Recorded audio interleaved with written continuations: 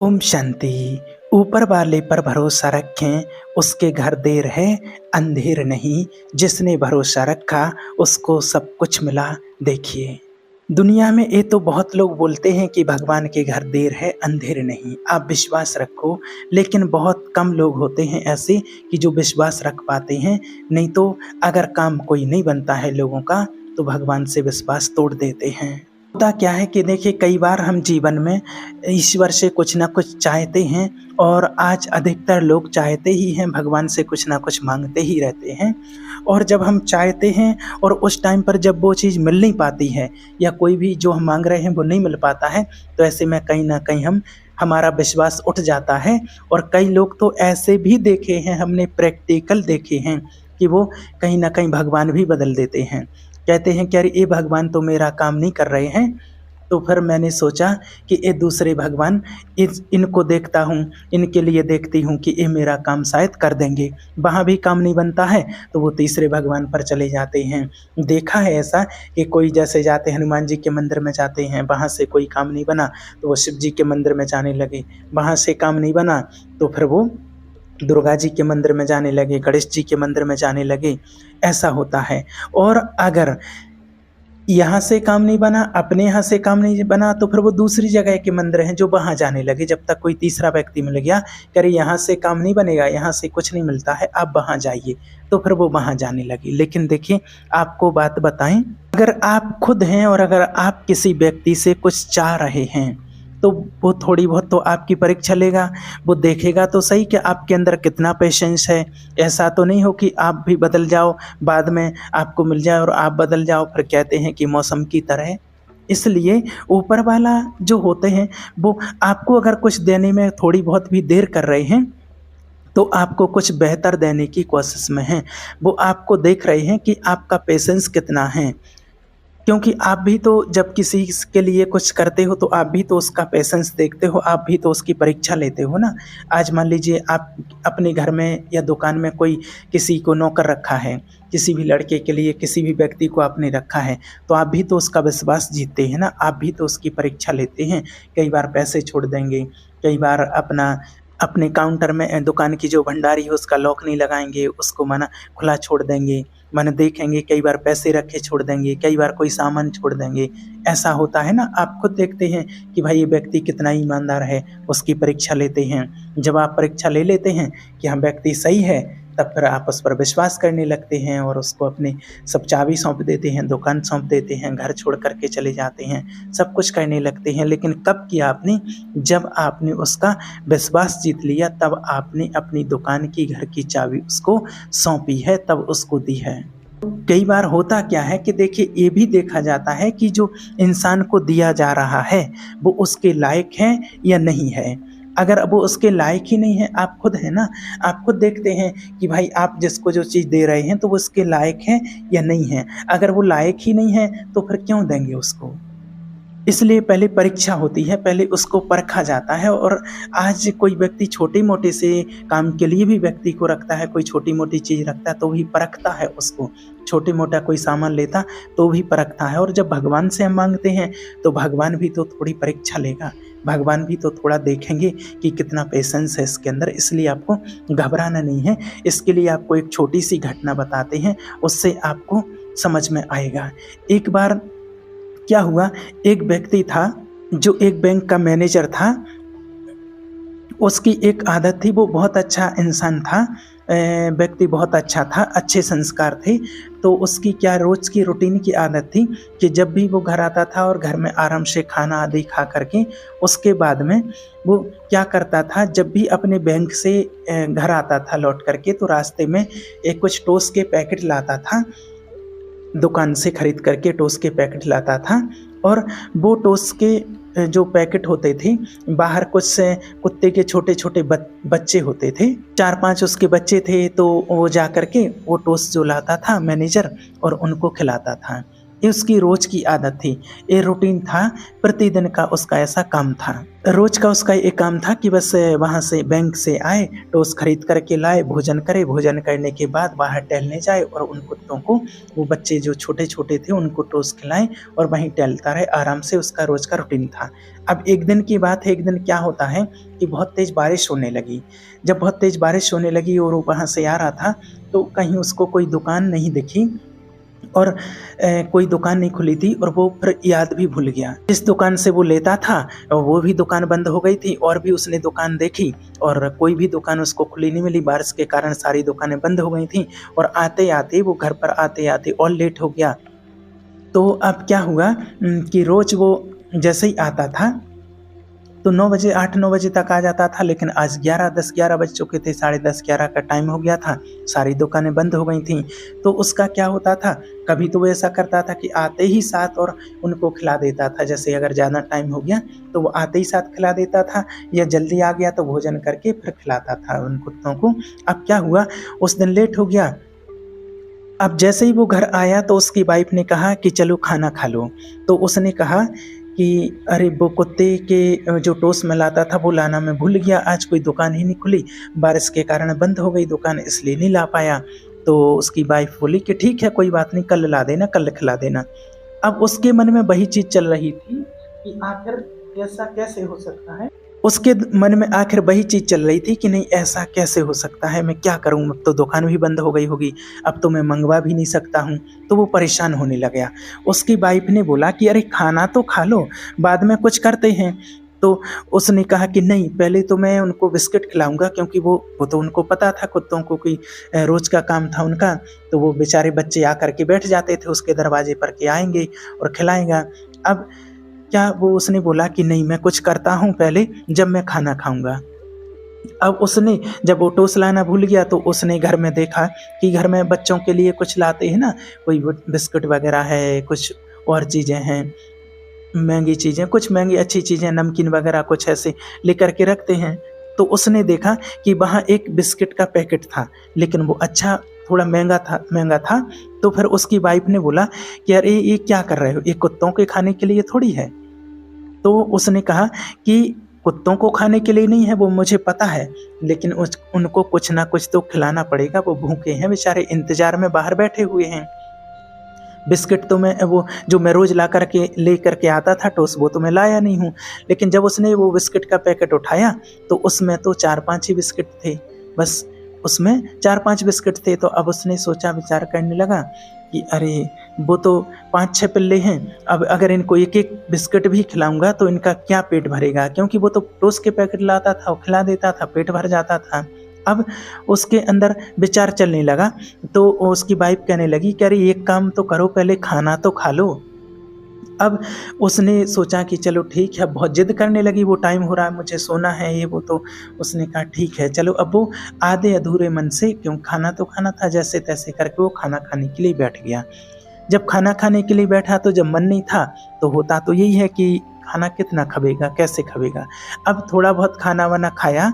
अब उसके मन में अंदर ही अंदर यही चीज़ चल रही थी, यही चीज़ चलती जा रही थी, क्योंकि बेचारा जानता था, समझता था दूसरों की भावनाओं की, कि वो कुत्ते के बेचारे बच्चे हैं और वो इंतज़ार में बैठे होंगे, आशा लगाए बैठे होंगे कि आएगा, और वो और कहीं भी नहीं गए होंगे कि वो कहीं और भी आखिर जाते तो उनको कुछ मिल जाता। लेकिन वो मेरे इंतज़ार में हैं और कुछ उन्होंने खाया नहीं है। अब उसने छत से झाँक कर के देखा, अपनी बालकनी से नीचे देखा, तो वो कुत्ते के बेचारे पिल्ले बैठे हुए थे, बच्चे बैठे हुए थे। तो अब उसने सोचा कि अब क्या करूँ मैं, कहाँ से लाऊँ बिस्किट, क्या करूँ, कैसे खिलाऊँ? तो अब उसकी वाइफ़ ने कहा थोड़ी देर बैठो शांति से, कुछ इंतज़ाम करते हैं। तो उसकी वाइफ़ ने कहा कि एक काम करो, आज टोस्ट नहीं है, बिस्किट भी नहीं है, तो आप एक काम करो, रोटी ले जाओ, रोटी खिला दो। अब वो रोटी लेकर के गए, तो उसने रोटी डाली तोड़-तोड़ के, तो रोटी तो वो खाते नहीं थे, क्योंकि उनको तो टोस्ट की आदत थी, टोस्ट खाते थे, वो बिस्किट खाते थे, रोज़ वो खिलाता था, उसकी आदत थी। तो उसने वो खाए नहीं कुत्तों ने, तो अब वो फिर अंदर आकर के बैठ गया। अब थोड़ी देर तक बैठा रहा, फिर उसने सोचा कि अब क्या करूँ? अब सो जाता हूँ, अब और क्या कर सकता हूँ, कोई उपाय ही नहीं है। तो अब जैसे ही उसने सोया 10-5 मिनट लेटा रहा, यहाँ-वहाँ करवट बदलती रहा, लेकिन उसको नींद नहीं आ रही और वो यही सोचता रहा कि बेचारे कुत्ते के बच्चे इंतज़ार कर रहे हैं और वो नीचे भूखे बैठे हैं। अब वो यही सोच रहा है, उसके अंदर चल रहा, तो उसने सोचा चलो अरे एक काम करता हूँ, एक-एक ही सही, एक-एक तो मिलेगा, चलो मैं यही बिस्किट ले जा कर के और उन बच्चों को खिला देता हूँ कुत्ते के, चाहे एक-एक ही सही पर कम से कम उनको कुछ ना कुछ मिल तो जाएगा और मेरा मन भी शांत हो जाएगा। अब क्या होता है कि अब वो बिस्किट तो अच्छे वाले थे, महँगे वाले थे, अब वो बिस्किट लेकर के जाता है। जब वो बाहर जाता है तो वहाँ पर उसने देखा कि सिर्फ़ एक कुत्ते का बच्चा बैठा था, एक कुत्ते का बच्चा, और बाकी के जो बच्चे थे वो चले गए थे। अब उसने जो वो बिस्किट थे उसके हाथ में, वो 6 बिस्किट 5 बिस्किट थे और अच्छे महँगे वाले थे, बड़े-बड़े थे, अच्छे थे। अब उसने वो एक कुत्ते के बच्चे को जो बैठा था उसको खिला दिए। अब यहाँ पर देखिए जो बाकी के जो पिल्ले थे, जो बच्चे थे कुत्ते के, वो ये सोच कर के चले गए थे कि अब इतना टाइम हो गया है, 12 बजने को हो रहे हैं, अब नहीं आने वाला है व्यक्ति, और ये सोच कर के वहाँ से चले गए थे, बहुत देर हो गई है। लेकिन वो एक जो था, वो आस लगा कर के बैठा था, उसको पता था, उसको विश्वास था कि ज़रूर आएगा, उसको विश्वास था। ऐसे ही इंसान के साथ होता है। अब जो एक था वो कुत्ते का बच्चा, उसको देखिए 6 के 6 बिस्कुट मिले और वो भी अच्छे वाले, अच्छी क्वालिटी के, ब्रांडेड, बढ़िया वाले। आप समझना इस बात का सार क्या है। कई बार क्या होता है, हमारे जीवन में देर हो जाती है और हमको लगता है कि अरे देर हो गई, ज़्यादा टाइम हो गया है, जॉब नहीं मिल रही है, इतने समय से तो प्रयास कर रहे हैं, बहुत प्रयास कर लिए, बहुत एग्ज़ाम दे लिए, नहीं मिल रही है, इतने समय से तो कर लिया है। और या फिर बिज़नेस नहीं चल रहा है, किसी चीज़ में सफलता नहीं मिल रही है, नहीं हो रहा है, बहुत प्रयास कर लिए, बहुत ये कर लिया, वो कर लिया, ऐसे कहते हैं ना लोग। लेकिन आप इस बात को बिल्कुल आज गाँठ बाँध लीजिए कि अगर देर हो रही है, अगर देर हो रही है, समय लग रहा है, तो ऊपर वाले ने कुछ आपके लिए और अच्छा सोच करके रखा है, ऊपर वाला आपके लिए कुछ बेहतर तैयार करके रख रहा है। लेकिन आपको उस चीज़ में विश्वास करके रखना पड़ेगा कि हाँ, मुझे पूरा-पूरा 100% विश्वास है। अब कई लोग क्या करते हैं, बहुत जल्दी निकल लेते हैं, वो किसी और दूसरे की तरफ निकल लेते हैं कि अरे ये खराब है, वो बढ़िया है, वहाँ चली जाती हूँ, ये कर लेता हूँ, वो कर लेता हूँ, ये यहाँ चले जाता हूँ, ये ठीक नहीं है, वो ठीक नहीं है। लेकिन जो चीज़ें हो रही हैं ना, आपके जीवन में आज जो भी हो रहा है, अच्छा और बुरा जो भी चीज़ें हो रही हैं, जो भी स्थिति, परिस्थितियाँ, घटनाएँ जो भी घट रही हैं, वो सब कुछ आपके कर्म के अनुसार हो रही हैं। इस बात को आप मान लीजिए, स्वीकार कर लीजिए, ये किसी और का दोष नहीं है इसमें।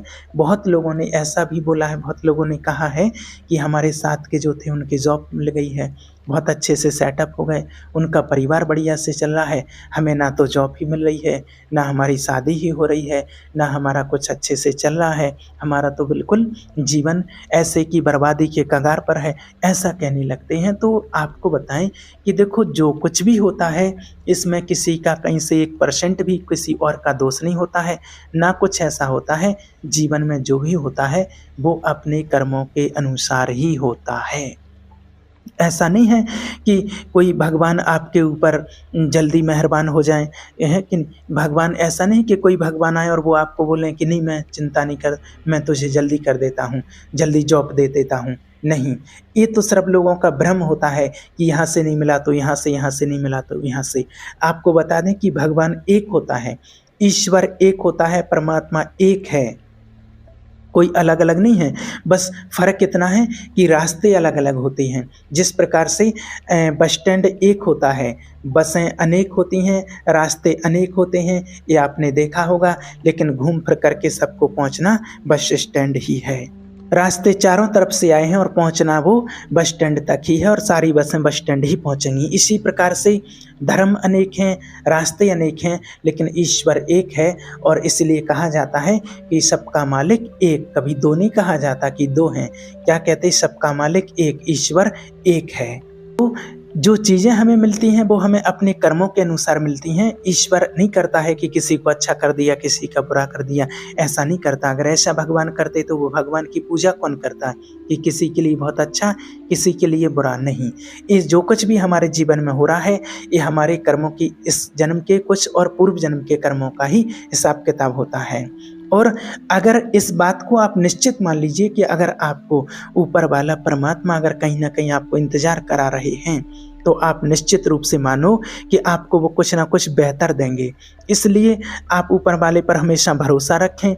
इसलिए कहा जाता है कि उसके घर देर है, अंधेर नहीं है ना? देर भले लग सकती है लेकिन अंधेर नहीं।